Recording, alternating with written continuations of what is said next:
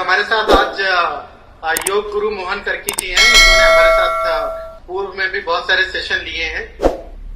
तो मोहन जी, आपसे नेचुरोपैथी, प्राकृतिक चिकित्सा, योग, प्राणायाम सभी लोगों को उसके बारे में जानकारी रहनी चाहिए, तो उससे सारे जुड़े मुद्दों पर बातचीत करने के लिए हमने उनको बुलाया है।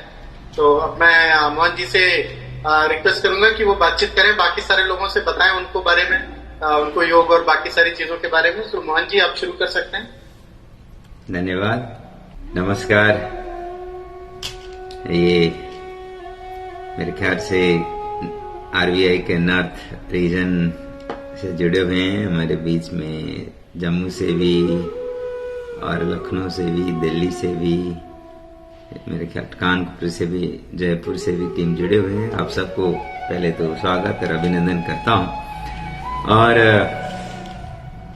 आज हम प्राकृतिक चिकित्सा एवं योग के माध्यम से समग्र स्वास्थ्य को कैसे प्राप्त किया जा सकता है, अगर पहले से कोई बीमारी हो तो बीमारी को कैसे ठीक किया जा सकता है, अगर पहले से बीमारी न हो तो कैसे प्रिवेंट किया जा सकता है, इन सभी विषयों पर चर्चा करेंगे। पहले शुरुआत करते हैं कि ये प्राकृतिक चिकित्सा एक्चुअल में है क्या, इसको समझते हुए फिर आगे बढ़ते हैं और फिर समग्र स्वास्थ्य के लिए, स्वास्थ्य को प्राप्त करने के लिए क्या क्या करना है, इन विषय पर आगे हम चर्चा करेंगे। पहले तो जब हम स्वास्थ्य बोलते हैं तो इसमें क्या होता है कि अगर हमें किसी प्रकार का दुख, दर्द, असहजता, पीड़ा बोध नहीं है, डिसईज अगर अंग्रेजी में कहें तो डिस्कम्फर्ट नहीं है, शारीरिक रूप में, मानसिक रूप में और भावनात्मक रूप में, तो इसको हम स्वास्थ्य के रूप में देखते हैं सामान्य परिभाषा के हिसाब से। लेकिन वर्ल्ड हेल्थ ऑर्गेनाइजेशन WHO स्वास्थ्य क्षेत्र में एक तरह से ग्लोबल पॉलिसी के लिए अथॉरिटी के रूप में माना जाता है। तो WHO कहता है कि it is not mayor absence of disease but it is sum total of physical, mental, emotional, intellectual, socio economical and spiritual wellbeing. That is what is state of health, जिसको हम दूसरे शब्द में होलिस्टिक हेल्थ भी कह सकते हैं। इसको हम होलिस्टिक हेल्थ अर्थात समग्र स्वास्थ्य भी कह सकते हैं। ये समग्र स्वास्थ्य प्राप्त करना हम सब का एक तरह से बर्थ राइट है कि हम स्वस्थ जीवन जी सके, शारीरिक रूप से, मानसिक रूप से, भावनात्मक रूप से। लेकिन दुनिया का जो दुनियादारी का अपना एक परिबंध है, लिमिटेशंस हैं। ऐसे में कई बार हम कई प्रकार के बीमारियों से पीड़ित हो जाते हैं। इन सभी बीमारियों को दूर करने के लिए हमें इतना ज्यादा मुश्किल भी नहीं है अगर हम अपने आप को थोड़ा बहुत समझ लें, प्रकृति को समझ लें और प्राकृतिक नियम को समझ लें और उस नियम के तहत अपने आप को चलाएं। तो प्रकृति स्वयं ही हमारे शरीर के अंदर डॉक्टर के रूप में काम करते हुए हमें सभी प्रकार की बीमारियों से मुक्त रहने में सहायता करने वाली है। इसलिए मेडिकल साइंस में भी जब डॉक्टर्स ओथ लेते हैं तो कहते हैं आई ट्रीट, ही क्योर्स, या सी क्योर्स भी बोल सकते हैं, एक ही बात है। प्रकृति को या जो हिडन एनर्जी या कॉस्मिक एनर्जी, परम शक्ति या परम सत्ता को कई बार ही के रूप में, कई बार सी के रूप में संबोधन किया जाता है। तो एक्चुअल में हीलर, डॉक्टर हमारे अंदर ही है।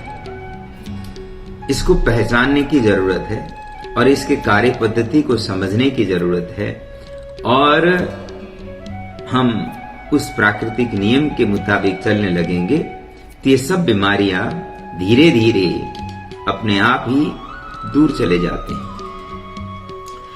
तो यहां हम अपने शरीर को पहले समझ लेते हैं। यह शरीर पंच तत्व से बना हुआ है। पंच तत्व जिसको हम कहते हैं मिट्टी, पानी, धूप, हवा और आकाश। मिट्टी, पानी, धूप, हवा और आकाश। अब ये कई बार लेमन ढंग से देखें तो हमारे शरीर में कहाँ मिट्टी है, कहाँ धूप है, कहाँ हवा है, ये थोड़ा सा हो सकता है ऐसा लगे, लेकिन इसको थोड़ा सा मौन रहकर थोड़ा अवेयरनेस के साथ देखेंगे तो आपको समझ में आ जाएगा कि हमारा जो शरीर का जो शुरुआत है एक छोटे से कोशिका के रूप में हुआ था। वहां से ये बढ़ते बढ़ते पूरा शरीर का स्ट्रक्चर तैयार हुआ है। इसको शरीर के पूरे स्ट्रक्चर को तैयार करने के लिए इसको भोजन कहां से मिला, पोषण कहां से मिला।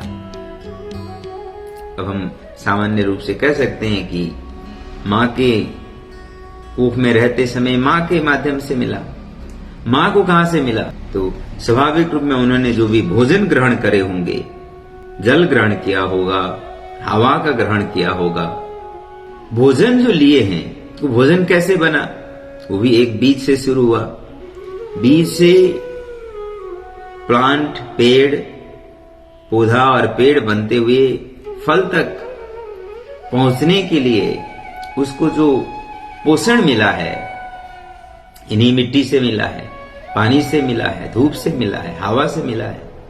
इन सारी चीजों से मिलकर के ही हम जो भी भोजन ग्रहण करते हैं वो तैयार हुए हैं, और उसको हम ग्रहण करते हैं तो डाइजेस्टिव प्रोसेस के माध्यम से उसमें से सर्टेन पोषण जो हमारे लिए उपयुक्त है वो हम ग्रहण करते हैं, और बाकी जो भी होगा उसको हमारे शरीर से बाहर निकालने का अपना प्रक्रिया है।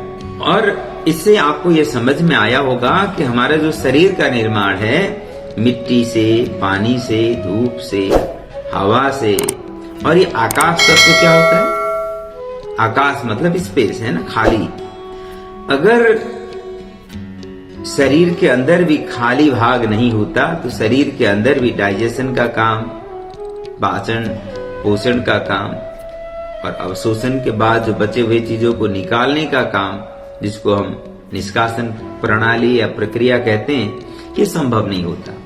ऐसे ही बाहर भी अगर खाली भाग नहीं होता तो वहां पेड़ पौधे या फल फूल ये लग नहीं सकते। इनफैक्ट हम खुद ही अगर बाहर खाली जगह नहीं है तो जी नहीं सकेंगे। तो ये खाली भाग अर्थात आकाश तत्व जैसे बाहर व्यापक रूप में है, ऐसे ही हमारे शरीर के अंदर भी है। कहा जाता है यथा पिंडे तथा ब्रह्मांडे अहम ब्रह्मास्मि तत्वम असि शिवोहम। ये कुछ ब्रह्म वाक्य, वेद वाक्य हम पढ़ते हैं। इसमें कहा कि हमारा जो शरीर है ये ब्रह्मांडीय शरीर के साथ एक तरह से वैसे ही है जैसे हमारा शरीर के अंदर जो क्रियाएं चलते हैं ऐसे ही ब्रह्मांडीय शरीर में चलते हैं। जीवन का साइकिल, हमारा जो जीवन साइकिल है ऐसे ही शरीर के अंदर भी जीवन साइकिल है। कोशिकाओं का जीवन साइकिल हमारे जीवन साइकिल के तरह ही है, लेकिन वो छोटा है, और हमारा जीवन साइकिल ब्रह्मांडीय साइकिल जीवन साइकिल में थोड़ा सा छोटा है, इसलिए ये जल्दी जल्दी चलता रहता है। और इससे भी और बड़े जीवन साइकिल के कल्पना किए जाते हैं, इसलिए कहा गया यथा पिंडे तथा ब्रह्मांडे। खैर वो दूसरी बात है। अब वापस आते हैं। अभी हमारा जो जीवन है अब इसी में लिमिटेड होकर के बात करते हैं। अब ये मरने के बाद कहाँ जाता है? ये 5 तत्व से बना, मरने के बाद फिर इन्हीं 5 तत्वों में किसी न किसी रूप से विलीन हो जाता है। तो इससे ये स्पष्ट होता है कि ये बना उसी से था और मिल भी जाएगा उन्हीं में। और अगर जिंदा रहते इस शरीर में किसी प्रकार की समस्या आते हैं तो उन 5 तत्वों के असंतुलन के कारण ही आते हैं। अगर हम इस असंतुलन को समझ पाएं और उसको बैलेंस कर पाएं, संतुलित कर पाएं, तो बीमारी अपने आप ही ठीक होने लगते हैं। इसीलिए कहा गया, मिट्टी, पानी, धूप, हवा, सब रोगों के एक ही दवा। सभी रोगों के लिए एक ही दवा के रूप में इन 5 तत्वों को प्राकृतिक चिकित्सा में माध्यम माना जाता है। इन 5 तत्वों के माध्यम से हम इलाज करते हैं। और दूसरी बात, अब बीमारियों के बारे में चर्चा करते समय एक और विषय हम डिस्कस करते हैं। बीमारी के कई प्रकार के क्लासिफिकेशन है, वर्गीकरण कई प्रकार से किया जा सकता है। उसमें से एक वर्गीकरण है बीमारी के इंटेंसिटी के आधार पर। कुछ बीमारी ऐसे होते हैं जब हो जाएं तो हमें बहुत ज्यादा तीव्र रिएक्शन हमारे अंदर पैदा होता है। कुछ ऐसे बीमारी होते हैं उसके तीव्र रिएक्शन नहीं होते, वो धीरे धीरे शरीर को गलाने वाले होते हैं, कमजोर करते हुए अल्टीमेटली फिर उसमें कोलैप्स का स्टेज आ जाता है। और जैसे तीव्र बीमारी का मतलब, अगर आपको फीवर हो गया, बुखार, तो ये तीव्र रिएक्शन है। कई बार लूज मोशन होने लग जाता है, कई बार वोमिटिंग होने लग जाता है, कई बार सूजन आने लग जाता है, कई बार नाक बहने लग जाता है, कई बार आंखों से आंसू आने लग जाते हैं। तो इस तरह की जो रिएक्शन है, ये सब तीव्र रिएक्शन है। ये रिएक्शन तब होते हैं अगर कहीं चोट आ जाए तो इमीडिएट सूजन आ जाएगा। अगर हमारे पेट में, स्टमक के अंदर कोई फूड पॉइजन हो जाए या खाने का कॉम्बिनेशन ना मिले या कोई इस तरह का जहरीले चीज पहुंच जाए तो हमें वोमिटिंग शुरू हो जाता है।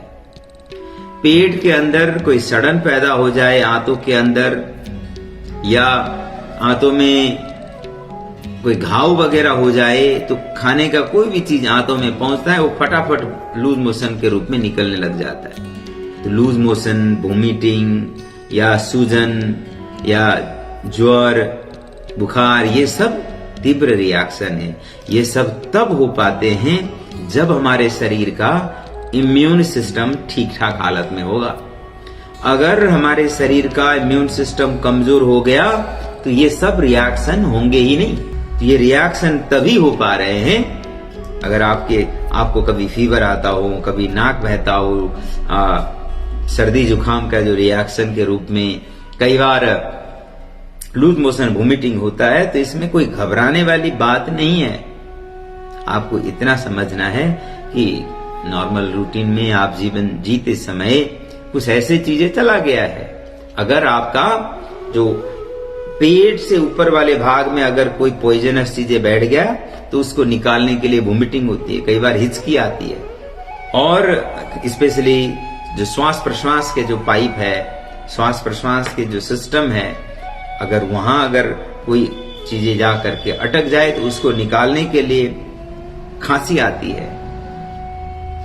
या डाइजेस्टिव सिस्टम, या ये जो स्टमक से लेकर के जो फूड पाइप, जिसको हम मेडिकल टर्म में ड्यूडेनम, इसोफेगस कहते हैं, इसोफेगस रीजन में, या ये श्वास नली या अन्न नली के एरिया में अगर कोई चीज जा करके अटक जाए तो उसको निकालने के लिए हिचकी या खांसी या वोमिटिंग जैसे रिएक्शन आ जाते हैं। और ये रिएक्शन अगर आ जाएं तो हमें घबराने की जरूरत नहीं है। हमें थोड़ा ज्यादा पानी पी करके जरूरत पड़े, जैसे अपर बॉडी में ऐसे रिएक्शन है तो वोमिटिंग कर सकते हैं। इसको हम योग में कुंजल कहते हैं। अच्छे से पूरा साफ कर दें, धो दें, तो उसके बाद फिर वो हिचकी, खांसी या वोमिटिंग अपने आप रुक जाता है। पानी 3-4 गिलास पानी पी करके एक बार वोमिट कर लें, उसके बाद फिर 2-3 गिलास पानी पी करके एक बार और वोमिट कर दें। अच्छे से पानी बिल्कुल साफ पानी निकलने लग जाए तब तक इस प्रक्रिया को करें। 2 बार नॉर्मली इनफ हो जाता है, 2 से 3 बार। उसके बाद ये वोमिटिंग, हिचकी, खांसी ये सारा रुक जाता है। ऐसे हिचकी तो नॉर्मली शरीर के अंदर ये थोड़ा रिएक्शन करने वाली चीजें अगर हम खाते हैं, खास करके मिर्च मसाले वगैरह, तो उसका रिएक्शन है। उसमें हिचकी में ऐसे कुंजल की जरूरत नहीं पड़ेगी। खास करके जो फूड पॉइजन हो रखा है, वोमिट हो रखा है, तो उसमें कुंजल कर दें तो पूरी तरह से ठीक हो जाता है। कुंजल का मतलब पानी पी करके पूरा फूड पाइप को साफ करने का, अपर बॉडी स्टमक को साफ करने का प्रक्रिया, और इतना प्रभावकारी होता है। इसी तरह से किसी को फीवर हो जाए तो फीवर में 1 से 2 दिन तक गर्म पानी में फास्टिंग कर लें। कमजोरी से कई बार लोग डरते हैं, ऐसे डरने की जरूरत नहीं होती। फिर भी अगर ज्यादा डर भी लगे तो थोड़ा ताकत के लिए, क्योंकि हनी है जो शहद है, इसमें कंप्लीट न्यूट्रिशन होता है। इससे पूरा शरीर के लिए जो भी न्यूट्रिशन चाहिए सारा का सारा फुलफिल हो सकता है। तो दिन में 3 बार 1-1 चम्मच हनी ले सकते हैं, सुबह, दिन को और शाम को, और पूरे दिन पानी में रहें। चाहे जितना ज्यादा फीवर हो, ये वाटर फास्टिंग से हमने देखा है ठीक हो जाता है, फीवर स्टेबल हो जाता है। थोड़ा एक्सट्रीम ज्यादा हो जाए तो थोड़ा ठंडी पट्टी कर लें, स्पेशली सिर में और मेरुदंड में। इस तरह का प्रभावकारी रिजल्ट प्राकृतिक ढंग से हम पैदा कर सकते हैं। इसी तरह से अगर लूज मोशन हो रहा है तो इसमें योग में एक टेक्निक होता है कि कोलन क्लीनिंग बोलते हैं। बढ़िया तक सफाई करने के लिए एनस डोर से पानी दिया जाता है। पानी डाल करके उसमें थोड़ा बहुत नींबू का पानी, गुनगुना पानी, या ऐसे नीम के पत्ते को उबाल करके तैयार किया हुआ पानी प्रयोग करते हुए एनीमा बोलते हैं, एनीमा लिया जाता है। लूज मोशन स्टेबल हो जाता है। इतने से ही एक बार सफाई कर दें, जिस कारण से समस्या हो रखा है वो एक बार एड्रेस हो जाए तो उसके बाद ये अपने आप ठीक हो जाते हैं। लेकिन होता क्या है कि कई बार लोग ऐसे प्राकृतिक शरीर के प्राकृतिक जो प्रयास होते हैं बीमारी को जड़ से साफ करने के लिए, उस प्रयास को रोक देते हैं। जब रोक देते हैं तो जो चीज अंदर गया था, जिसको शरीर निकालने के लिए प्रयास के रूप में ये मैनिफेस्टेशन बोलते हैं, शरीर के अंदर ऐसे तीव्र रोग पैदा हो गए थे या तीव्र रूप के असहजता पैदा हो गए थे, उसको जब रोक देते हैं तो फिर वो अंदर पड़े रहेंगे। जब वो पड़े रहेंगे तो जिस एरिया में ये गंदगी का एक्युमुलेशन होगा, जिस एरिया में ये गंदगी पड़ा रहेगा, उस एरिया में धीरे धीरे पोषण के सप्लाई में रुकावट पैदा होने लगेगा, ऑक्सीजन के सप्लाई में रुकावट पैदा होने लगेगा। धीरे धीरे उस गंदगी के कारण से उस एरिया के आंतरिक क्रियाओं में असहजता पैदा होने लगेगा और समय के साथ यह जीर्ण रोग में परिवर्तन होने लगेगा। अब जीर्ण रोग होता क्या है? जैसे डायबिटीज, जैसे हाई ब्लड प्रेशर, जैसे माइग्रेन, जैसे अस्थमा, इस तरह की बीमारियां, आर्थराइटिस, कोलाइटिस या सोराइसिस, इस तरह की बीमारी हो जाते हैं। इस तरह की बीमारी ये 1 दिन 2 दिन में ऐसे यूं ही टपक के नहीं आते। लंबे समय तक शरीर का जो आंतरिक सफाई का प्रयास को हम बार बार रोक देते हैं, तब जाकर के शरीर के अंदर गंदगी का जो भरने का प्रक्रिया है ज्यादा होने लगता है। इसके कारण से अंत में जाकर के इस तरह की बीमारी, जिसको मैंने कहा जीर्ण रोग, जिसको एक्यूट डिजीज, क्रॉनिक डिजीज कहा जाता है। तीव्र रोग को एक्यूट डिजीज और ये जीर्ण रोग को क्रॉनिक डिजीज कहा जाता है। और ये समझ लीजिए कि अगर तीव्र रोग को उसी समय ठीक करने के लिए हमने प्राकृतिक उपाय को अपनाया होता तो जीर्ण रोग नहीं बनता, क्रॉनिक बीमारी नहीं होती। और क्रॉनिक बीमारी हो जाए और आप प्राकृतिक नियम की ओर प्रयास करने के बजाय बाजार में, मार्केट में, दुनिया में इस समय जिसका बोलबाला चलता है एलोपैथिक मेडिसिन, अगर उसी में डिपेंड हो जाएंगे तो जिंदगी भर के लिए आपको मेंटेनेंस का डोज मेडिसिन लेता रहना पड़ेगा। एक तरह से बिना मेडिसिन आप एक दिन भी गुजार नहीं पाएंगे। एक तरह से मेडिसिन का जेल तैयार हो जाएगा। इससे आप अपने आप को बचा सकते हैं। तो प्राकृतिक चिकित्सा पद्धति को समझ करके इसको कुछ हद तक भी अगर आपने पालन किया तो मैंने तो देखा है जो लोग योग और प्राकृतिक चिकित्सा को जीवन में अपनाते हैं उनका हॉस्पिटल गया हुआ सालों से उनको याद ही नहीं कि कब गए थे, जरूरत ही नहीं पड़ता। और मैं एक और गुड न्यूज बताऊं कि जब जागे तब सवेरा कहते हैं ना, अगर आप आज से ही इसको शुरुआत करेंगे तो आज से ही लाभ आपको दिखने लगेगा।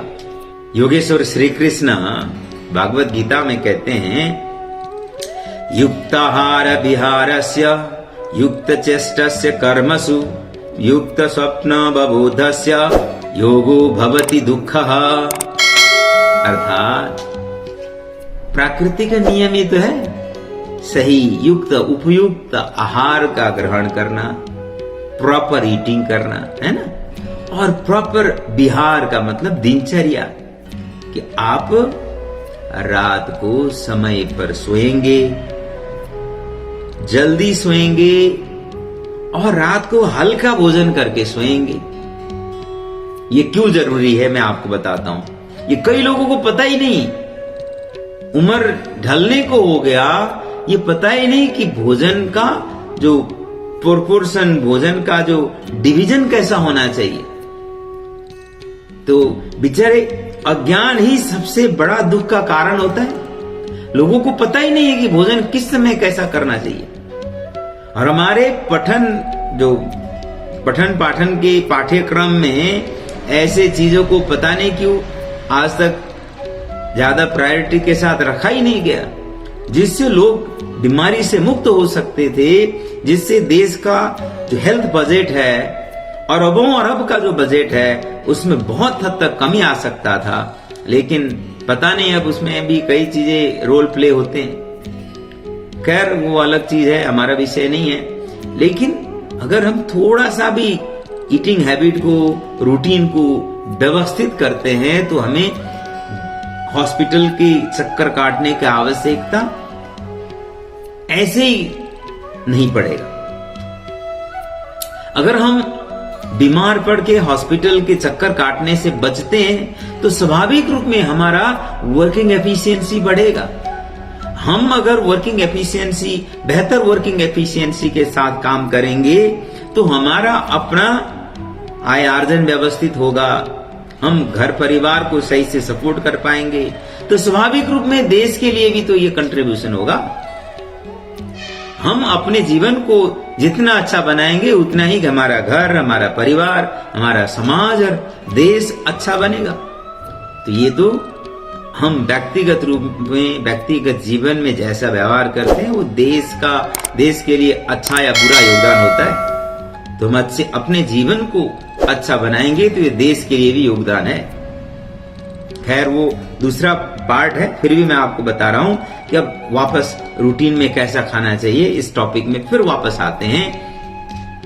देखिए, अगर आपने रात को पेट भर करके खाना खा लिया और बिल्कुल टंग गए, लेट गए खाना खा करके, तो क्या होगा? जो भी हम खाना खाते हैं उस खाना को पचाने के लिए अर्थात उसको गलाने के लिए शरीर के अंदर कई प्रकार के रस बनते हैं। अब इन रस के भी अलग अलग नाम है। ऐसे रस उत्पादन करने वाले ऑर्गन्स होते हैं, उसको ग्लैंड्स कहते हैं। ग्लैंड्स दो प्रकार के होते हैं। एक तो होते हैं कि जहां जरूरत है वहां पहुंचने वाले होते हैं, जिसको एक्सोक्राइन बोलते हैं, चाहे वो लिवर हो, पेंक्रियाज हो, छोटी आंत हो, बड़ी आंत हो, ऐसे जो पसीना उत्पादन करने वाले स्वेट ग्लैंड हो, लार उत्पादन करने वाले लार ग्रंथि हो, ये सब इनके जो सिक्रेशन उत्पादन होता है उसको हम कहते हैं। तो ये जो एंजाइम्स बनते हैं, ये एंजाइम्स खाना को गलाने के लिए काम करते हैं। अगर आपने खाना बिल्कुल पेट भर करके खा लिया और लेट गए, एक जगह पर टिक गए, तो उसको गलाने के लिए बहुत ज्यादा एसिड का जरूरत पड़ेगा। पेट में जो बनता है हाइड्रोक्लोरिक एसिड बोलते हैं, हालांकि उसके अलग अलग नाम है, कलेक्टिव नाम है हाइड्रोक्लोरिक एसिड। ऐसे नाम में आपको बहुत ज्यादा जाने की जरूरत नहीं है, इतना समझ लीजिए कि एसिड बनता है। एसिड से खाना गलता है, क्योंकि आपने जैसे खाना खाया ऐसे ही तो निकलता नहीं ना, उसको गलाने का प्रक्रिया होता है। वो एसिड के माध्यम से शरीर के अंदर एसिड उत्पादन होता है। और अगर ज्यादा खाना खाया है, उसमें भी हैवी नेचर का खाना खाया हुआ है, फ्राइड आइटम खाया हुआ है, फैक्ट्री में बने हुए खाना, जिसको देखो जितने भी खाना फैक्ट्री में बने होते हैं उनमें एक प्रिंसिपल होता है, ये आपको समझ लेना है कि जो भी खाना फैक्ट्री में बनता है, जो भी बनाते हैं, उनका नो डाउट बहुत बड़ा कंट्रीब्यूशन है देश में भूखमरी को कम करने में, और इमरजेंसी में खाना सप्लाई के लिए, या कई सारे ऐसे जगह में जहां नॉर्मल रूटीन का खाना बनाने का प्रक्रिया संभव नहीं है, ऐसे जगह में उसका अपना महत्व है। लेकिन ऐसे खाना रोज के लिए नहीं होते। क्यों नहीं करना चाहिए रोज, मैं बताता हूं। जो भी खाना बनाने वाले होंगे वो क्यों बनाएंगे? बिजनेस है उनका, खाना जो भी है बेच करके पैसा कमाना है, अपना घर चलाना है। तो उनका इंटेंशन क्या होगा कि हम खाना बनाएं, लोग खाएं और हम पैसा कमाएं। तो खाना तो जल्दी सड़ जाता है, जल्दी न सड़े इसके लिए वहां प्रिजर्वेटिव डलता है, वो भी केमिकल है, ठीक है। और खाना देखने में सुंदर लगा तभी लोग खाते हैं, तो उसमें देखने में सुंदर लगे इसके लिए भी रंग डलते हैं कई प्रकार के। सरकार ने भी एक लिमिट को स्वीकार करा होता है, वो लिमिट भी इनफैक्ट शरीर के लिए उतनी फ्रेंडली नहीं होता, लेकिन कई जगह तो इसका रेगुलेशन चेकिंग करने का सिस्टम नहीं होता है, लोग उससे भी कई गुना ज्यादा डाल देते हैं ऐसे केमिकल्स, ऐसे रंग। और फिर कई जगह कई चीजों में तो टेस्ट ज्यादा अच्छा लगे उसके लिए भी केमिकल डलते हैं, टेस्ट बूस्टिंग केमिकल। अब ये सारे के सारे केमिकल शरीर के लिए नेचुरल नहीं है, ये आसानी से गलते नहीं है, पचते नहीं है। इनको शरीर से निकाल फेंकने के लिए लीवर का बैंड बज जाता है। इसको निकालते निकालते, इनको डिस्ट्रॉय करते करते लीवर बैठ जाता है, कई लोगों का टूट जाता है, ब्रेकडाउन हो जाता है, डैमेज हो जाता है। तो ये ऐसी चीजें होते हैं। और आप कभी कभी ऐसी चीजें खा लें तो शरीर के अंदर स्पेयर कैपेसिटी है, शरीर मैनेज कर लेगी। लेकिन ऐसे चीजें अगर आपने ज्यादा खाए तो उनको गलाने के लिए एसिड इतना ज्यादा बनता है, और वह एसिड उन चीजों को तो गला तो देगा, लेकिन एसिड का तो नेचर है ना गलाने का। उसको गलाने के बाद फूड पाइप में नीचे की ओर जब वो मूव करता है, जाता है, जहां जहां पहुंचता है वहां गलाएगा, अंदर घाव करा देगा। कई लोगों के फूड पाइप में घाव हो जाते हैं, अल्सर बोलते हैं। और ये जाकर के रक्त में मिल जाता है तो रक्त को एसिडिक बना देता है, एक तरह से जहरीला, तेजाब से भरा हुआ। और ये जहां जहां पहुंचता है, एक ब्लड के माध्यम से ही पूरे शरीर में पोषण का सप्लाई होता है। शरीर में खरबों कोशिकाएं हैं, उनको जीवित रहने के लिए न्यूट्रिशन चाहिए होता है, ऑक्सीजन चाहिए होता है, पोषण चाहिए होता है, वो खून से ही जाना है। खून में तेजाब भर गया क्योंकि आपने हैवी खाना खा करके सो गए, पेट भर करके खाना खा करके सो गए, उसको गलाते गलाते ये हाल हो गया और वो एसिड ज्यादा बन गया। एसिड जहां जहां पहुंचेगा वहां उसको गलाएगा। और हमारे शरीर में सबसे ज्यादा एनर्जी चाहिए होता है ब्रेन को। आपको पता है आपका जो हार्ट है ना, हृदय 1 मिनट में लगभग 70 से 72 बार धड़कता है, लेकिन आपका जो ब्रेन है ना 1 सेकेंड में लगभग 20 से 25 बार तो सामान्य रूप से धड़कता है। 1 सेकेंड में 20 से 25 बार धड़कने वाला ब्रेन 1 मिनट में कितना धड़का? 1200 से 1500 बार। जो लोग थोड़ा हाइपर सेंसिटिव होते हैं, हाइपर नेचर के एग्रेसिव होते हैं, या बहुत ज्यादा स्ट्रेस लेते हैं, तनाव में रहते हैं, एंजाइटी में रहते हैं, डिप्रेशन में रहते हैं, उन लोगों का ब्रेन सेल्स का धड़कन 1 सेकेंड में 50 के आसपास तक रहता है। अगर 50 बार ब्रेन का सेल्स धड़क रहे हो तो 1 मिनट में 3000 बार हुआ। और ये शरीर के अंदर या बाहर कहीं भी बिना ऊर्जा कोई भी काम नहीं हो सकता। ब्रेन के सेल्स धड़क रहे हैं तो वहां ऊर्जा खपत हो रहा है। ऊर्जा खपत हो रहा है तो सप्लाई भी होना पड़ेगा। सप्लाई कहां से जाता है? ब्लड से, खून से। अगर आपका खून तेजाब से भरा हुआ पड़ा हो तो ब्रेन सेल्स को डैमेज करेगा या ऊर्जा देगा? ऐसे ब्रेन सेल्स जब काम करते करते एक और थके हुए हैं, 1 मिनट में 3000 बार धड़कना पड़ रहा है। दूसरे ओर जब वो अपने उस काम को सपोर्ट के लिए ऊर्जा लेने के लिए जाते हैं तो वहां तेजाब मिलता है साथ में, तो फिर ब्रेन सेल्स डैमेज नहीं होंगे तो क्या होंगे? ऐसे लोगों को फिर थोड़ा बहुत भी प्रेशर सहन करने में दिक्कत आ जाएगी, सिर दर्द नहीं होएगा तो क्या होगा? जब ब्रेन सेल्स का ज्यादा हिस्सा कमजोर हो जाता है तो थोड़ा बहुत भी मेहनत करना पड़े तो सिर में, ब्रेन में अटैक आ जाता है, उसको कहते हैं माइग्रेन अटैक। जब ऐसा होता है तो लोग बेहोश तक हो जाते हैं। यह हाल पूरी तरह से प्रिवेंट किया जा सकता है, इसको होने से रोका जा सकता है अगर हम सामान्य खान पान और रूटीन को थोड़ा बहुत जो जीवन शैली को सुधारें तो। इसलिए रात का खाना हल्का खाना है, जल्दी खाना है। उससे क्या होगा? अरे एक तो ये पार्ट है, दूसरा पार्ट आपको मैं बताना ही रह गया, ये भी बता दूं पहले। अगर आपने हैवी खाना खाया, एक तो वो एसिड वाला पार्ट हो गया, दूसरा क्या होगा? आपने खाना हैवी खाना, मस्त खाना, क्योंकि ज्यादातर पार्टियां तो रात को ही होते हैं और कई लोगों का तो ऐसा होता है कि जितने आइटम लगे हुए हैं सभी टेस्ट करना है, एक भी छूट गया तो कुछ गड़बड़ी हो जाएगा टाइप, तो उसमें अक्सर ओवर ईटिंग हो जाती है कई बार। अगर ओवर ईटिंग हो गया तो क्या होगा ये भी समझ लीजिए। आपके अंदर ये सारा पचने के बाद ग्लूकोज सबसे मेजर जो उत्पादन होता है ना खाना पचने के बाद, क्योंकि हमारा पेट भी एक तरह से फैक्ट्री है, पोषण उत्पादन करता है रॉ मटेरियल खाना को प्रोसेस करके। तो खाना को प्रोसेस करने के बाद जो फिनिश प्रोडक्ट के रूप में जो उत्पादन होकर के आता है वो होता है ग्लूकोज।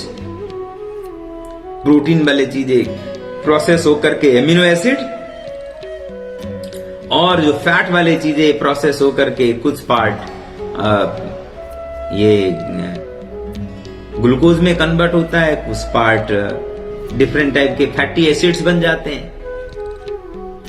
खैर इन नाम में आपको ज्यादा पढ़ने की जरूरत नहीं है, लेकिन मैं ग्लूकोज में ही आपको कनेक्ट करूंगा क्योंकि शुगर का बीमारी बहुत कॉमन होता है लोगों को। तो ये जो खाना पचने के बाद ग्लूकोज बना है ना, सबसे ज्यादा बनता है। प्रोटीन वाले आइटम भी पचने के बाद उसका आधा से ज्यादा हिस्सा ग्लूकोज बनता है।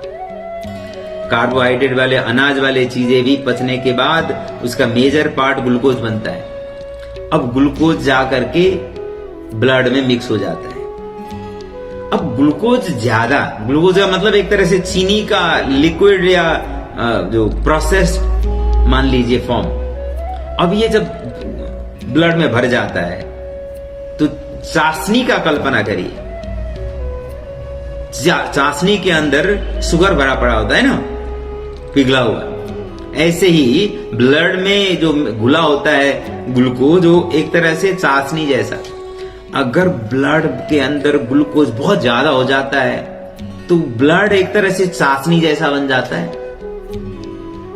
अगर ऐसा चाशनी जैसा ब्लड हो जाए तो क्या होगा? वो चिपचिपा होगा, कहीं भी चिपकेगा और चीजों को भी अपने पास चिपकाएगा। ऐसे में हार्ट के अंदर ब्लड सप्लाई करने वाले आर्टरी सबसे ज्यादा छोटे और सबसे ज्यादा सेंसिटिव होते हैं, वहां इसका चिपकने का संभावना बढ़ जाता है। उसके अलावा भी अन्य जगह भी ये चिपचिपा भरा हुआ और ऐसे भी ब्लड में कई सारे चीजें होते हैं, अन्य पोषण के साथ साथ सेलुलर वेस्टेज से लेकर के कई सारे चीजें होते हैं। तो ये अगर चिपक गए तो फिर तो जान चली जाएगी। इसीलिए प्रकृति ने हमारे शरीर के अंदर ऐसे सिस्टम बना रखा है कि ऐसा कभी न चिपके। उसके लिए मल्टीपल लेवल में चेक एंड बैलेंस है। और वो चेक एंड बैलेंस में क्या होता है ये आप समझ लीजिए। ये आप समझेंगे ना तो आप आधा डॉक्टर तो खुद बन जाएंगे। ये बहुत महत्वपूर्ण चीजें मैं बता रहा हूं। तो फिर क्या होगा, ये ब्लड के अंदर ग्लूकोज जो बढ़ा हुआ है, शुगर मान लीजिए, लेमन टर्म में इसको शुगर बोलते हैं, शुगर बढ़ा हुआ है, तो इसको कंट्रोल करने के लिए हमारे पेट में ये स्टमक के जस्ट नीचे लेफ्ट साइड में एक ऑर्गन है जिसको कहते हैं पेंक्रियाज। उसके दो हिस्से हैं, एक हिस्सा से खाना को पचाने के लिए रस बनते हैं, दूसरे हिस्से से ग्लूकोज को या ग्लूकोज को एब्जॉर्ब करने के लिए या अवशोषण के लिए एक हार्मोन बनता है, उसको कहते हैं इंसुलिन। इंसुलिन बन करके ब्लड में मिक्स हो जाता है। जब इंसुलिन है ना, एक तरह से चाबी के तरह काम करता है। जैसे इंसुलिन ब्लड में मिक्स हो जाता है, ये शरीर के अंदर जो कोशिकाएं हैं, कोशिका कितने हैं? खरबों कोशिकाएं हैं। एस्टिमेट है, रैंडम एस्टिमेट है, बॉडी साइज के हिसाब से भी कम या बेसी हो सकता है। तो ये 60 ट्रिलियन 60 ट्रिलियन से लेकर 120 ट्रिलियन के आसपास इतनी कोशिकाएं होते हैं। तो इन कोशिकाओं के गेट को खोलने का काम इंसुलिन करता है। और इंसुलिन ब्लड में मिक्स होता है तो कोशिकाओं के अंदर जो भी गेट है वो खुलेगा और ब्लड के अंदर जो ग्लूकोज था वो उसके अंदर एब्जॉर्ब होगा। और ये ओकेजनली या कभी कभी हो जाए ना तो कोई प्रॉब्लम नहीं है, क्योंकि वो बॉडी मैनेज कर लेगी। इंसान एक्टिव रहे, फिजिकल एक्टिविटी ज्यादा करे, एक्सरसाइज करे तो बहुत हद तक वो मैनेज भी हो जाएगा।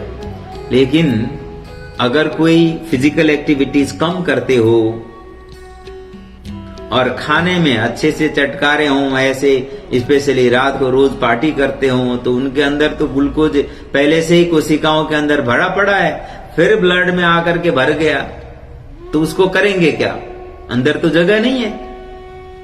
कोशिकाओं के अंदर जाने के गेट खोलने से भी काम नहीं बन रही, तो क्या होगा? ब्लड में ही पड़ा रहेगा। फिर शरीर क्या करता है? फिर लीवर एक्शन में आता है। लीवर उस जो ज्यादा फैट है ना, ग्लूकोज है ना, उसको फैट में कन्वर्ट करेगा और अपने अंदर स्टोर करेगा।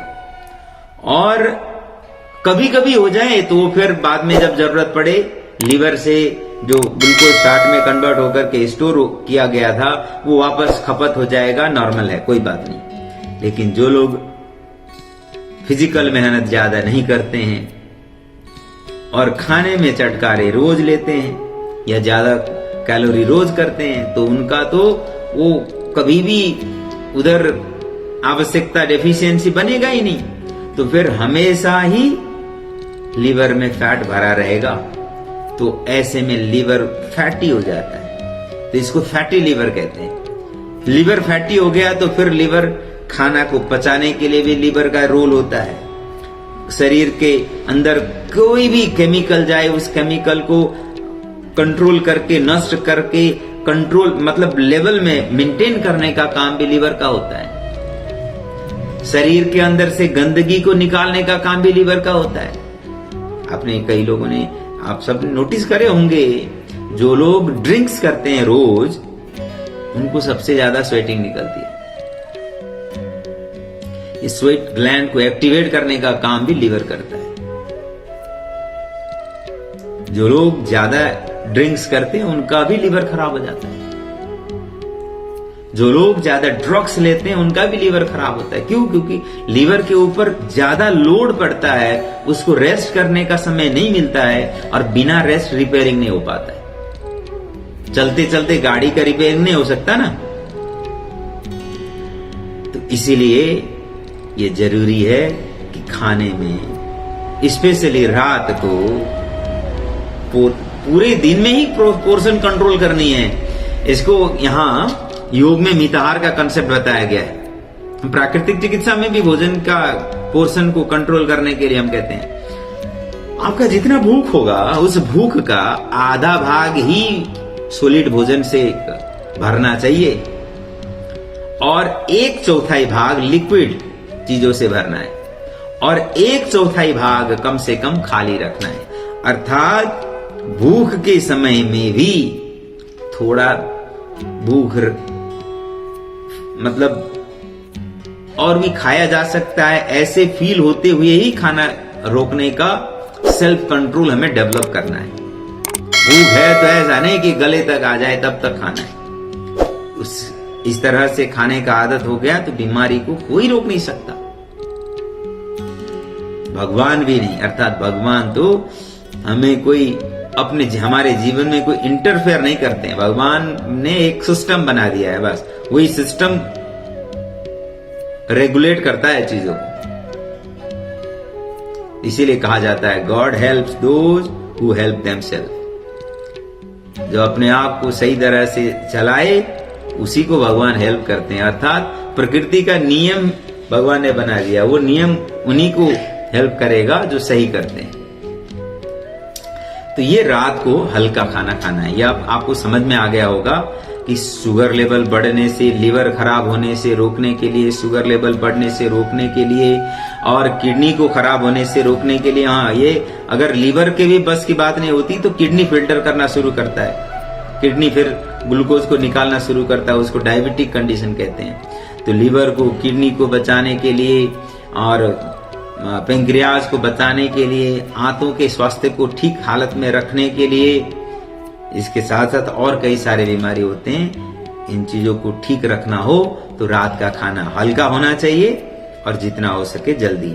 खाना खाने के 2 घंटे तक अगर न सोया जाए तो अच्छा रहेगा, क्योंकि थोड़ा बहुत आप चलते फिरते रहेंगे ना तो खाना को गलाने के लिए बनने वाला एसिड थोड़ा कम से ही वो गल जाएगा। जैसे किसी चीज को, सब्जी बनाते हैं, सब्जी में नून, नमक, तेल जो डालते हैं, मसाला, ऐसे डाल करके रहने दें, थोड़ा पानी डाल करके, तो उसको पूरे में लगने के लिए कितना समय लगेगा? आसानी से नहीं लगेगा। लेकिन अगर उसको चलाते रहें तो कम समय में आसानी से सभी में उसका इफेक्ट पहुंच जाएगा। ऐसे ही अगर हम खाना खाने के बाद थोड़ा बहुत चलते फिरते रहते हैं तो खाना को गलाने के लिए बनने वाला जो एसिड है वो कम एसिड से ही पूरा खाना गल जाएगा। अगर हमने खाना खाते ही लेट गए तो ज्यादा एसिड बनेगा, नहीं तो गलेगा ही नहीं। जब तक नहीं गलेगा तब तक एसिड बनता रहेगा। तो एसिड ज्यादा बन गया तो खून के अंदर एसिड भर जाएगा।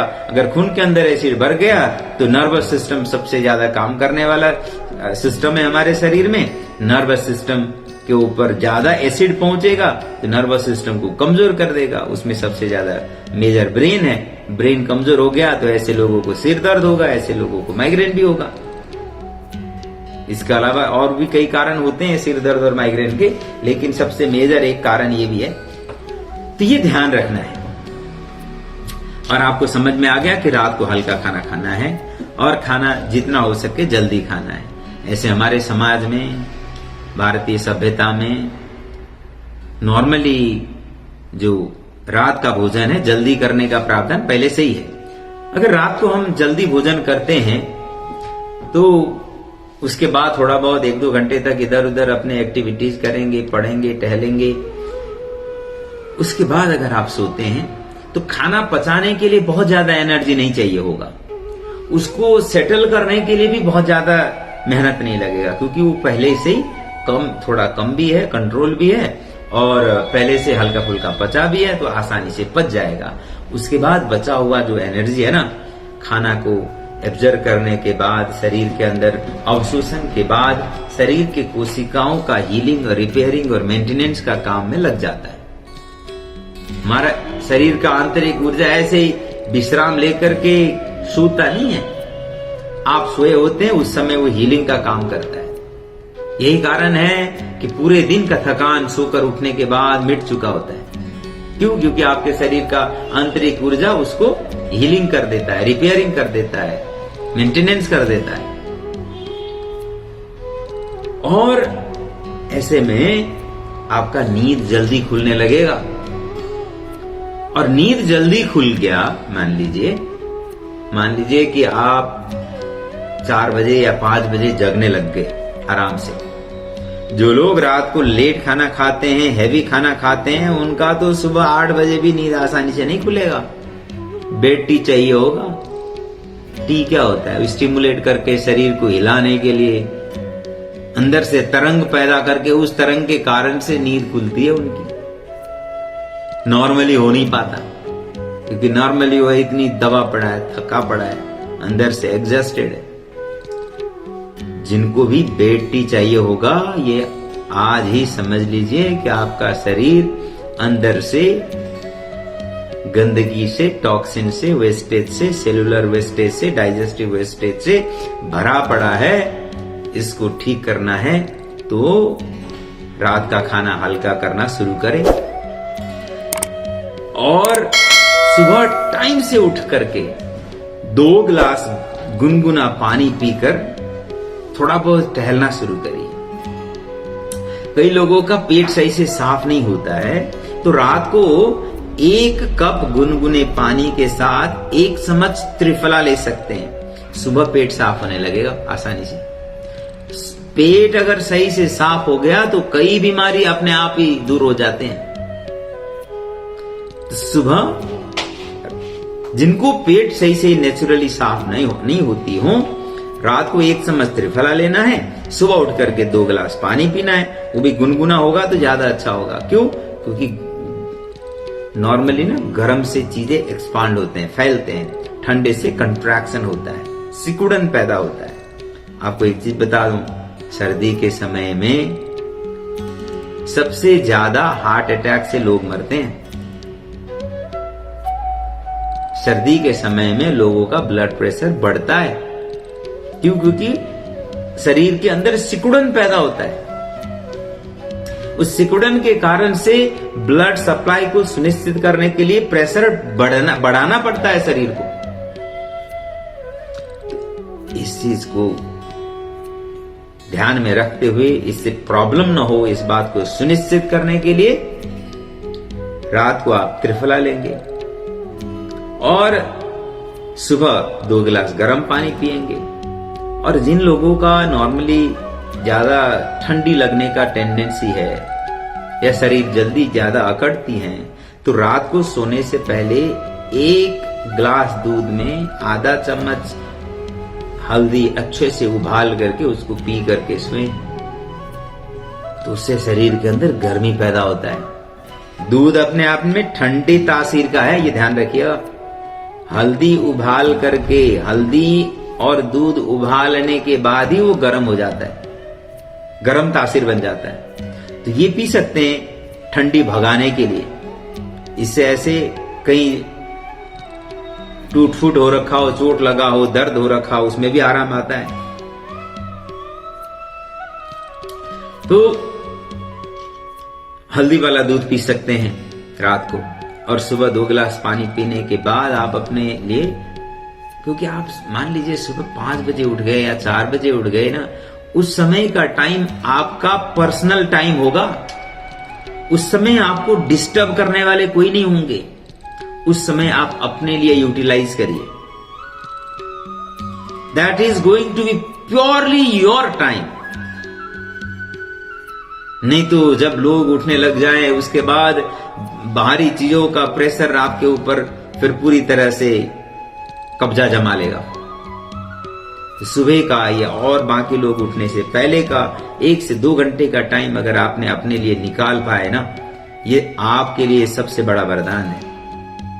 ये आप अपने ऊपर बड़ा कृपा करते हैं, और आप अपने ऊपर कृपा करेंगे ना, तो ऊपर वाला या प्रकृति या भगवान भी आपको कृपा करने वाला है। इससे आपका पूरा का पूरा ईटिंग साइकिल से लेकर के, थिंकिंग साइकिल से लेकर के, बॉडी साइकिल सारे इंप्रूव होते हैं। कैसे होते हैं मैं बता रहा हूं। ये अपने आप में चिकित्सा है। सारे बीमारी को ठीक करने के लिए ये रूटीन पालन करना पड़ता है, नहीं तो ठीक नहीं होता। प्राकृतिक चिकित्सा में हमने देखा है कैंसर तक की बीमारी ठीक होते हुए, लेकिन सामान्य से सामान्य बीमारी वाले लोगों का भी अगर नियम का पालन नहीं हुआ तो ठीक होने का कोई गारंटी नहीं होता।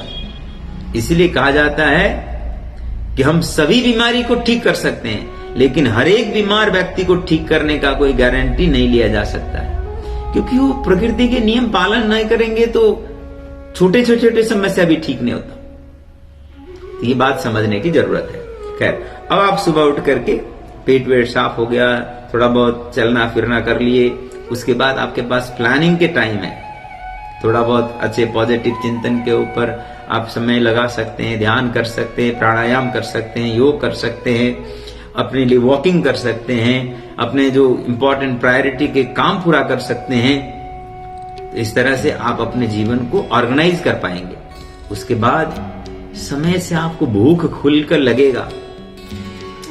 जिसने रात को लेट खाना खाया होगा उसको सुबह भूख खुलेगी क्या? नहीं खुलेगी। ऐसे नींद ही नहीं खुलेगी, क्या भूख खुलना? वो तो फिर ऑफिस जाने, रूटीन के लिए भागने के लिए अलार्म लगा करके ऐसे खाना खाने का तो क्या, एक चाय पी करके या एक कॉफी पी करके ऐसे भागने पड़ते हैं। कुछ प्लानिंग के लिए समय ही नहीं होता ऐसे लोगों को। तो फिर संभावना है कि ऐसे में बाहर का खाना सुबह से ही शुरुआत हो जाए ऐसे लोगों का। अगर आप जल्दी उठते हैं तो चांसेस है कि आप घर का खाना ब्रेकफास्ट के समय में खा पाएंगे। ब्रेकफास्ट में जो खाना बनता है स्वाभाविक रूप में ये खाना, क्योंकि आप अपने घर के लिए बना रहे होते हैं ना, बनाने वाले भी नॉर्मली ये नहीं कि इसमें सस्ता सामान ले आकर के कलर डाल करके अच्छा दिखा करके बना देना है, ऐसा नहीं होगा। जो भी ले आएंगे वो ओरिजिनल होगा, नेचुरल होगा, जैसा होगा वो अपने हिसाब से अच्छा होगा। बनाने वाले भी ये नहीं होगा कि ये खा करके लोग खाएंगे तो मेरे को पैसा मिलेगा ऐसा, इसलिए उसमें कोई टेस्ट बूस्टिंग केमिकल नहीं डालेंगे। वो नेचुरल हिसाब से अच्छा बनाने का प्रयास करेंगे, क्योंकि घर का बना होता है, तो उससे स्वास्थ्य में सुधार शुरुआत हो जाता है। प्राकृतिक भोजन शरीर के स्वास्थ्य के लिए, क्योंकि ऐसे भी आजकल ऑर्गेनिक का बहुत बड़ा डिमांड बढ़ने के पीछे का कारण यही है, क्योंकि प्राकृतिक चीजें हमारा शरीर आसानी से पचा पाता है, शरीर में इसका पोषण लग पाता है। तो आपका शुरुआत सही होगा। शुरुआत में आपने ब्रेकफास्ट घर में प्रॉपर खा लिए, क्योंकि रात को जल्दी खाया था, सुबह उठ करके आपके पास टाइम मिल गया, थोड़ा बहुत एक्टिविटी कर गए, भूख खुल गई थी, तो आपने प्रॉपर पेट भर के सुबह खाना खा लिए। तो आपका दिन में बाहर का मंचिंग भी कम होगा, केमिकल बने हुए बाहर के खाना खाने का आवश्यकता भी कम होगा। तो फिर ब्रेकफास्ट के बाद प्रॉपर ब्रेकफास्ट खाइए, घर में जो बनता है ये कोशिश करना होता है कि एक ही चीज रोज न बने, थोड़ा सा चेंज करें।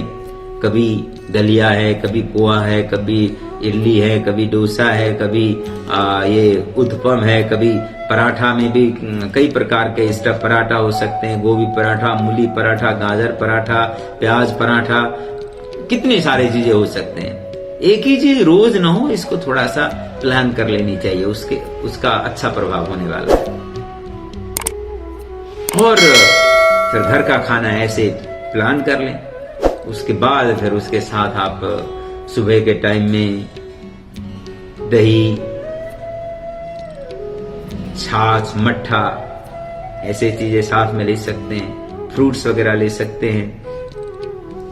तो ये फिर कंप्लीट न्यूट्रिशन हो जाएगा शरीर के लिए। स्प्राउट्स, अंकुरित अमृत जैसा है, तो ऐसे चीजें ले सकते हैं।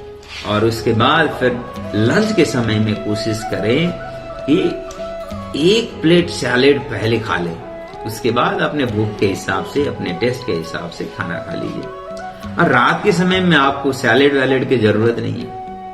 रात के समय में कोशिश करिए कि गर्मा गर्म सूप वाली चीजें लीजिए। दाल का सूप ले लीजिए, सब्जी का सूप ले लीजिए, बॉइल्ड वेजिटेबल ले लीजिए, और उसके साथ भूख के हिसाब से एक रोटी या मैक्सिमम 2 रोटी। वो भी थोड़ा जल्दी करना है, ये ध्यान रखना है, बहुत लेट नहीं। बहुत ज्यादा लेट हो गया तो आपको रोटी वोटी अवॉइड करना है, ओनली सूप पी करके सोना है या हल्दी वाला दूध पी कर सोना है। अगर लेट हो गया बाई चांस तो उसमें आपको रात को हैवी चीज नहीं खाना। ये रूटीन आप पालन करेंगे तो आपका फिर सुबह जल्दी नींद खुल जाएगा, सुबह आप टाइम से अच्छा खाना खा लीजिए। तो ये बॉडी क्लॉक सेट करनी है। और ऐसा अगर करते हैं तो आपके शरीर में क्रॉनिक बीमारी नहीं होंगे, जीर्ण रोग नहीं होंगे, आपको डायबिटीज नहीं होगा, आपको हाई ब्लड प्रेशर नहीं होगा, आपको आर्थराइटिस नहीं होगा, आपको माइग्रेन नहीं होगा। ये सबको आपने रूट से ही खदेड़ दिया। खैर, अब फिर इस रूटीन को पालन करते हैं और एक दिन में कम से कम 2 से लेकर 3 लीटर के करीब पानी पीना होता है। पानी नॉर्मली एक साथ घटाघट पीने के बजाय थोड़ा थोड़ा पीने का आदत बनाएंगे तो इसका अच्छा प्रभाव होने वाला है। और शरीर को, पूरे शरीर को प्राकृतिक ढंग से क्रियाशील करिए।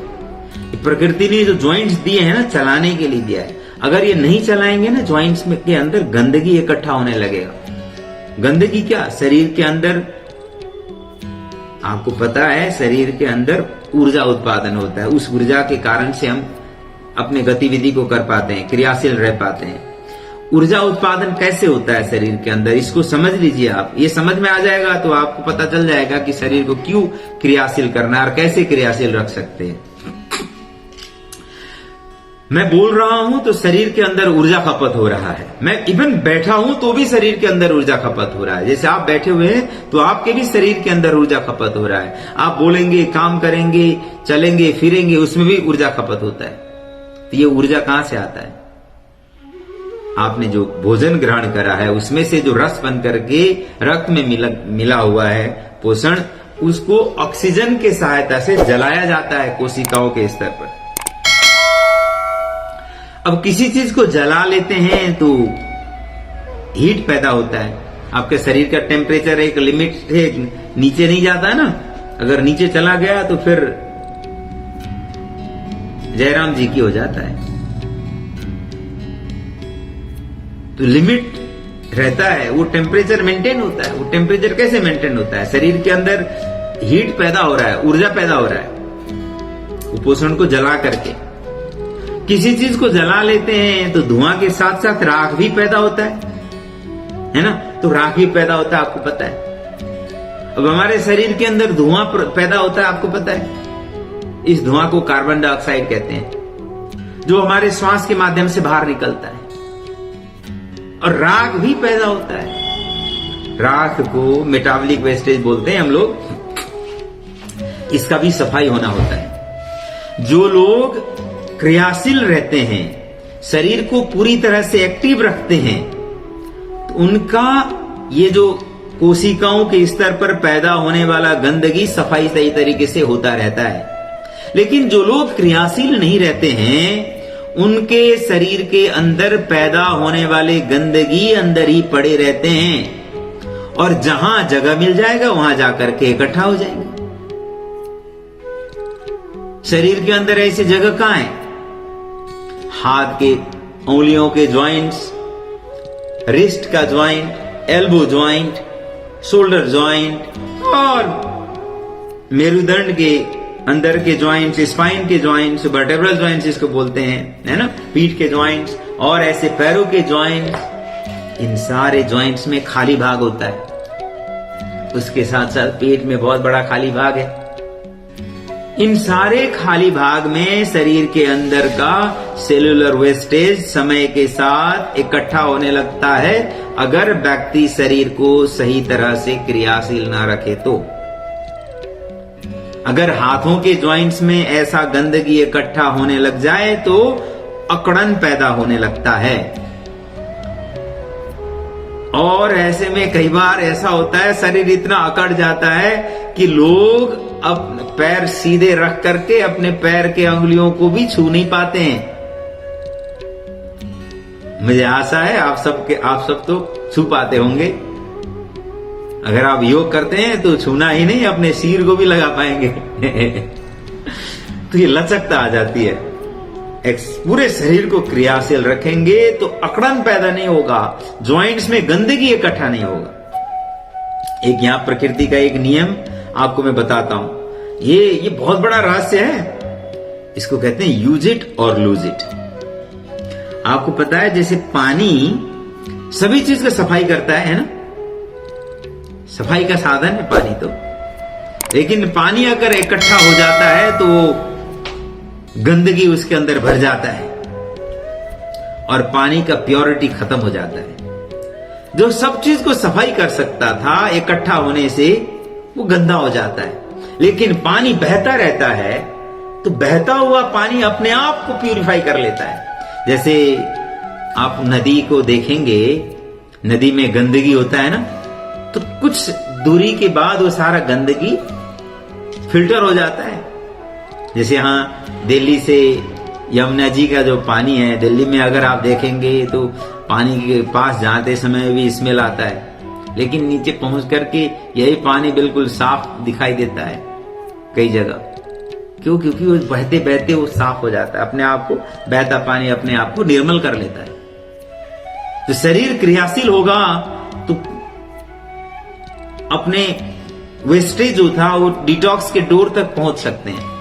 शरीर को सफाई करने के द्वार है, नवद्वार कहते हैं। नवद्वार क्या क्या है? शरीर के अंदर से गंदगी को निकालने के 9 द्वार समझ लीजिए क्या क्या है। एक तो मुख है, मुख से भी गंदगी निकलता है, जीभ से, इवन वाणी से भी कई सारे शरीर के आंतरिक नेगेटिविटी को हम निकालते हैं। हालांकि इससे हम पॉजिटिव ऊर्जा का संचार भी करते हैं वाणी के माध्यम से। और 2 नाक से भी गंदगी निकलते हैं। 2 आंख आंसू के रूप में, म्यूकस के रूप में गंदगी निकलते हैं। कान से भी गंदगी निकलते हैं। तो क्योंकि ये डोर है, आंख, नाक, कान 6 हो गए, मुख 7, गुदा मार्ग 8 और जनेंद्रिय अर्थात मूत्र मार्ग 9। ये 9 डोर हो गए, इसको नवद्वार कहते हैं। शरीर के अंदर से जो गंदगी है मुख्य रूप से इन 9 द्वार से निकलते हैं। उसके अलावा जो शरीर का जो त्वचा है, स्किन है, ये अपने आप में इसको तीसरा लंग्स या थर्ड लंग्स कहा जाता है। फेफड़ों के रूप में इसको लिया जाता है और ये भी शरीर से के अंदर से गंदगी को निकालता है स्वेटिंग के रूप माध्यम से, स्वेट ग्लैंड के हेल्प से, पोर्स के माध्यम से, प्रेस्पिरेशन के माध्यम से। खैर, तो ये शरीर को क्रियाशील रखना है, ये सुनिश्चित करनी है। अगर आपने शरीर को क्रियाशील रखना छोड़ दिए तो आपको बीमार होने से कोई नहीं बचा सकता। इन सामान्य रूटीन को ध्यान में रखेंगे। मेरे ख्याल से हमारे पास 1 बजे तक का टाइम था। और मैंने बहुत सारी चीजें कवर कर लिया, बैकग्राउंड समझा दिया। अगर आपको कोई स्पेसिफिक बीमारी के बारे में पूछना है या कोई प्रश्न पूछना है तो पूछ लीजिए, उसके बाद फिर आगे बढ़ते हैं।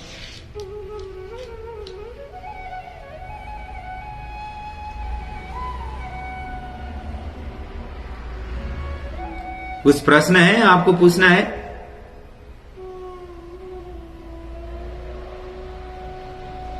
अपने अनम्यूट कर लीजिए और पूछ लीजिए कोई।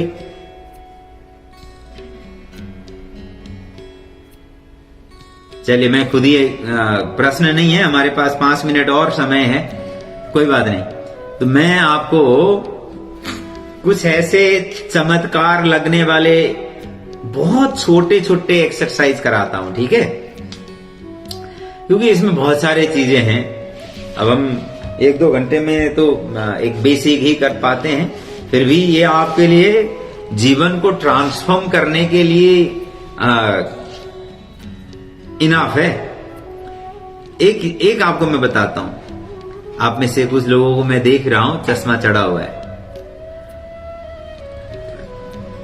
चश्मा चढ़ा हुआ हो तब भी आप चश्मे का नंबर बढ़ने को रोकते हुए समय के साथ चश्मा उतार सकते हैं।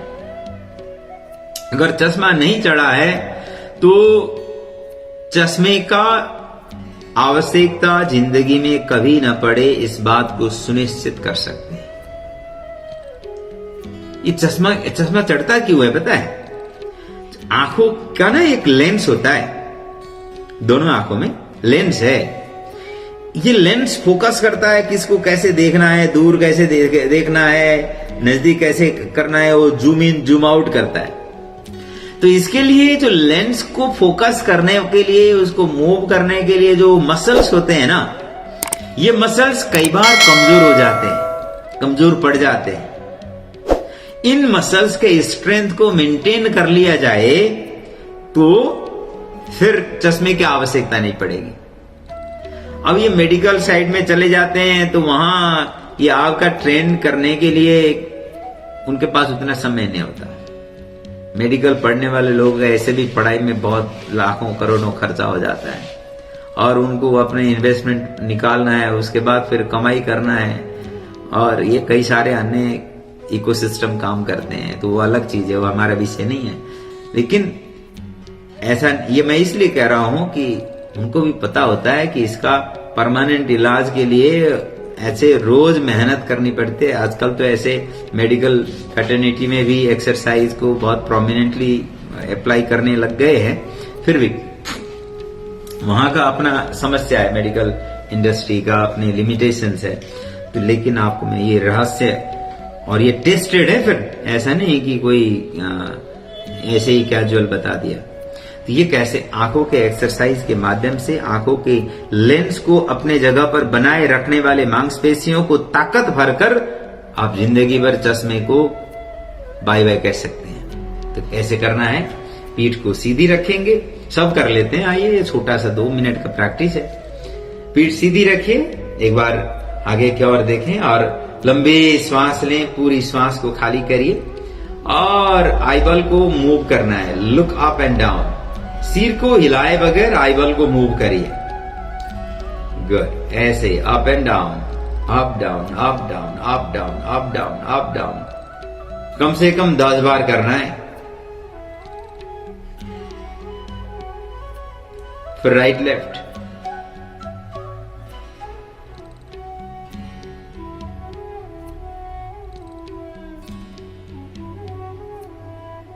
diagonal, right side up and left side down.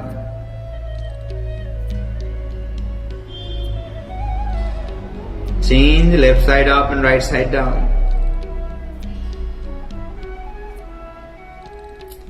और clockwise rotation.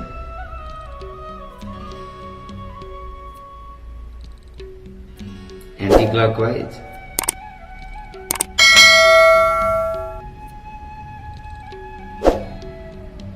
एंड ब्लिंकिंग करेंगे।